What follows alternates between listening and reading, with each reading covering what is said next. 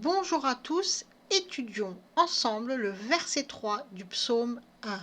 Nous avions vu lors de l'étude des versets 1 et 2 de ce même psaume que le premier conseil que Dieu donne aux hommes est de se tenir éloignés de ceux qui diffusent les mensonges, de ne pas écouter les mensonges du monde et de faire le choix d'écouter la parole de Dieu, de l'entendre et de la comprendre afin de marcher dans la lumière. Pourquoi ce premier conseil ?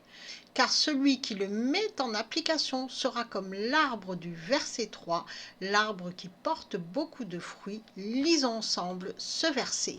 Et il sera comme un arbre planté près des rivières d'eau qui rend son fruit en sa saison. Son feuillage ne se flétrira pas et tout ce qu'il fait prospérera. Nous savons que pour qu'un arbre donne du fruit, il doit être irrigué, donc planté près d'une source d'eau, la rivière ici. Mais cela ne suffit pas si l'on veut que cet arbre donne beaucoup de bons et beaux fruits. Pour que l'arbre donne beaucoup de fruits, il faut le tailler. Or, on avait vu dans la première vidéo introductive de cette série concernant les psaumes, et notamment le psaume 1, que le mot psaume en hébreu, c'est mismorph, littéralement un chant, une mélodie, mais aussi taillé et élagué par le verbe.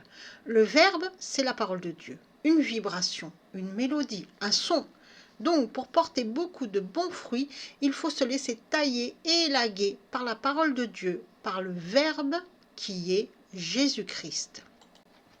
Et bien sûr, la rivière représente un courant d'eau vive, et cela rappelle cette parole de notre Seigneur Jésus-Christ, qu'on peut lire en Jean chapitre 4, verset 14. « Je suis la source d'eau vive, celui qui boira à cette eau n'aura jamais soif. » Jésus est la source d'eau vive.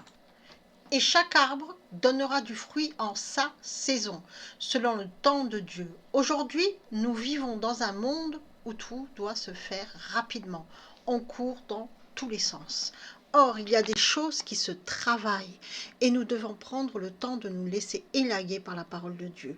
Si l'on veut aller trop vite, on va s'épuiser et cela est forcément contre-productif. Un arbre qui n'est pas taillé comme il le faut au moment où il le faut risque de donner une récolte irrégulière. Un arbre qui pousse trop vite n'est pas fort.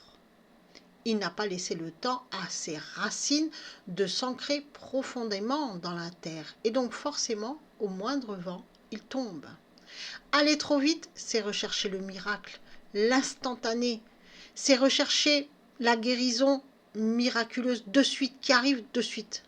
Or non, la parole de Dieu nous dit le contraire, prends le temps.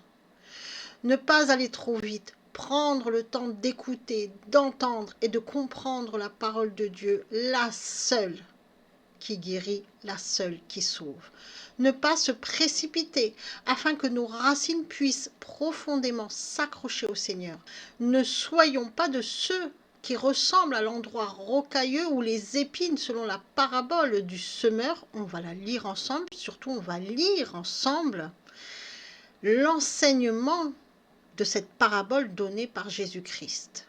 Et celui qui a reçu la semence dans des endroits rocailleux, c'est celui qui, entendant la parole et la recevant aussitôt avec joie, n'a cependant point de racine en lui, mais n'est que pour un temps. Et lorsque l'affliction ou la persécution survient à cause de la parole, il y trouve aussitôt une occasion de chute. Et celui qui a reçu la semence parmi les épines, c'est celui qui entend la parole, mais les soucis du siècle et la séduction des richesses étouffent la parole, et elle devient infructueuse.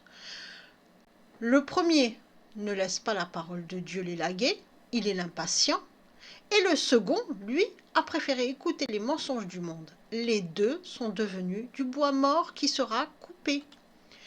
Prospérer, en hébreu, tsalar, est un verbe qui signifie avancer, prospérer, faire des progrès, réussir, être profitable. Dans le texte, il est au radical ifil, donc il prend le sens de rendre prospère, amener au succès, faire prospérer. Ainsi, on comprend que c'est le verbe Jésus-Christ qui fait avancer, qui fait prospérer, qui rend prospère, qui amène au succès. Ce succès, évidemment, n'est pas matériel, mais spirituelle. Et cette marche qui fait avancer est une marche dynamique pour suivre Jésus-Christ et la victoire et la paix de Dieu et la vie éternelle. Chacun doit marcher selon le rythme que Dieu lui donne, selon la musique de Dieu. Celui qui fait cela se laisse élaguer par la parole de Dieu. Alors il avance, il gravit la montagne pour sa grande rencontre avec le Seigneur. Il s'épanouit pour porter de nombreux bons fruits qui sont des dispositions intérieures. Soyez bénis.